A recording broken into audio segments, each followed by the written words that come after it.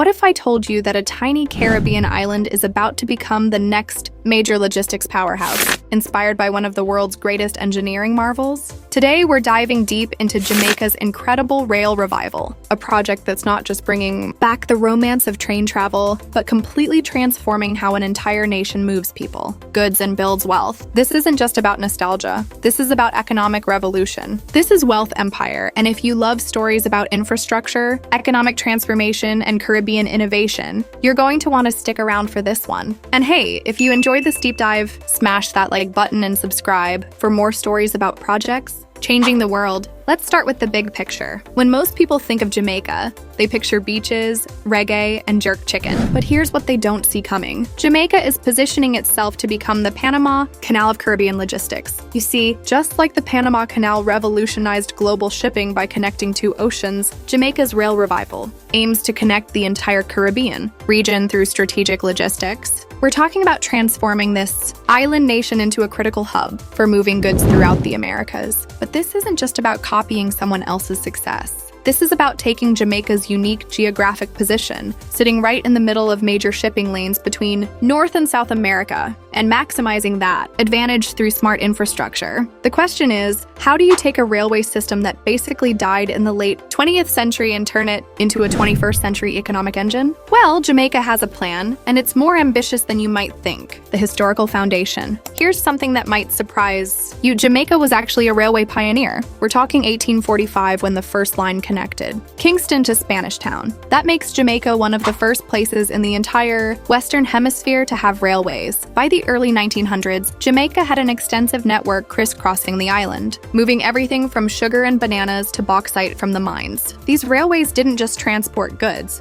they built communities, connected rural areas to urban centers, and literally shaped how the island developed. But here's where the story gets interesting. Unlike many countries that completely abandoned their railways, Jamaica never fully let go. Even as the system fell into disrepair, there was always this underlying belief that the tracks would roll again. And they were right. In 2022, a pilot project proved that there was still life in those old rails. Suddenly, what seemed like a nostalgic dream became a very real economic opportunity. But here's the genius part. Instead of just trying to recreate the past, Jamaica decided to build something entirely new, the freight-first strategy. Now here's where most countries get railway revival wrong. They focus on passengers first and hope the economics work out later. Jamaica flipped that script completely. The Jamaica Railway Corporation partnered with the Mineral Agency for Retail and Logistics in a $33 million deal that's all about moving freight first. We're talking limestone, gravel, agricultural products, the heavy stuff that currently clogs up Jamaica's highways with trucks. Think about it. Every freight train can replace dozens of trucks. That means less wear and tear on roads, lower transportation costs, and dramatically reduced traffic congestion. But here's the kicker. They're projecting $480 million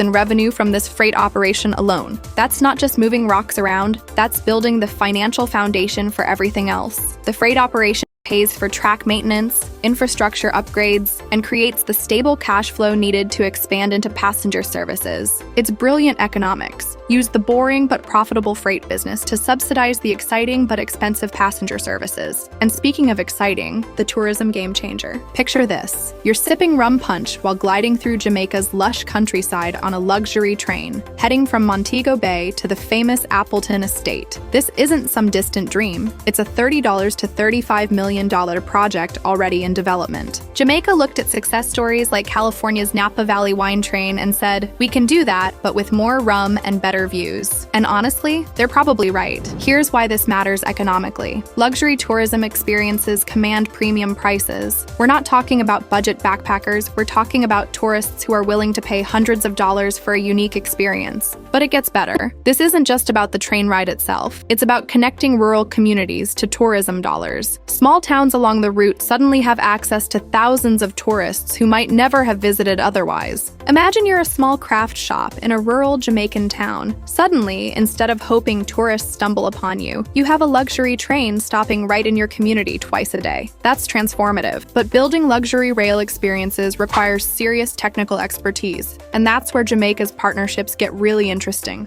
Excellence and partnerships. Technical excellence and partnerships. Here's where Jamaica shows it's serious about getting this right. They've partnered with the University of Technology Jamaica and the University of Birmingham for research and development. We're talking cutting-edge rail technology technology adapted for Caribbean conditions.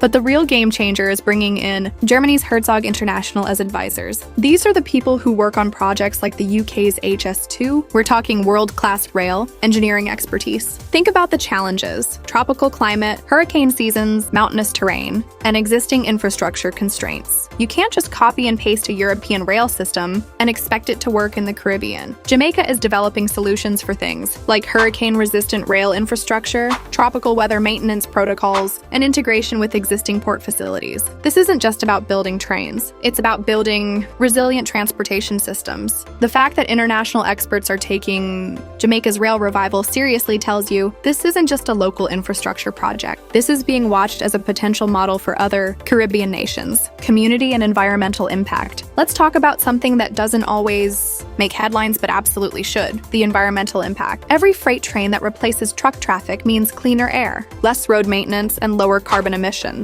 In a country where respiratory health issues are linked to vehicle pollution, especially in urban areas like Kingston, this isn't just an environmental nice-to-have, it's a public health necessity. But the community benefits go way beyond cleaner air. Rural communities that have been economically isolated suddenly have direct connections to major urban centers and ports. That means better access to markets for local farmers and businesses. We've seen this pattern in other countries. Railway development often sparks broader community development. Better transportation access leads to improved healthcare delivery, educational opportunities, and economic development. And let's not forget jobs. We're talking about construction jobs, ongoing operations jobs, maintenance jobs, and all the secondary employment that comes from increased economic activity. For a country where youth unemployment is a major concern, this represents real opportunity. Of course, no project this ambitious comes without challenges, and Jamaica's rail revival has some significant ones to overcome: technical excellence and partnerships. Here's where Jamaica shows it's serious about getting this right.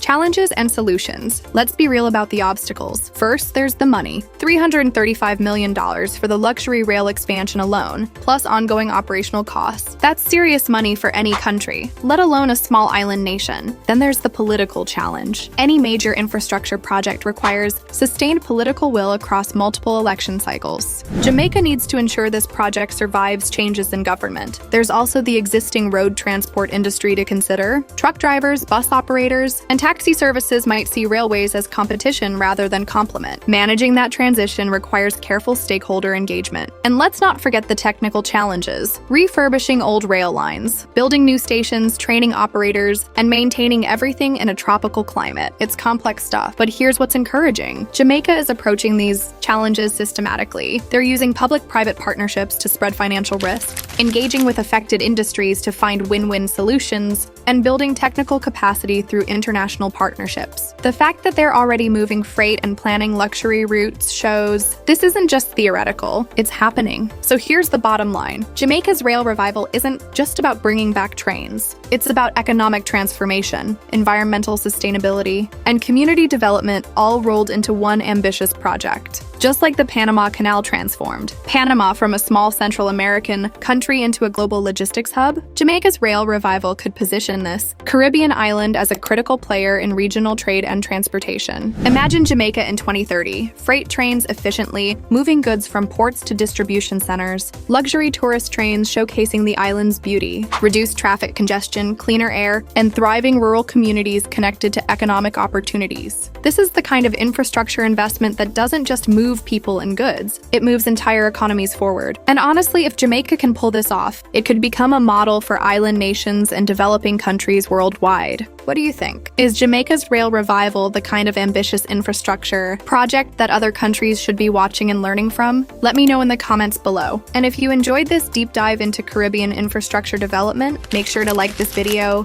and subscribe for more stories about projects that are changing the world, one track at a time. Thanks for watching, please subscribe to this channel, and I'll see you in the next one.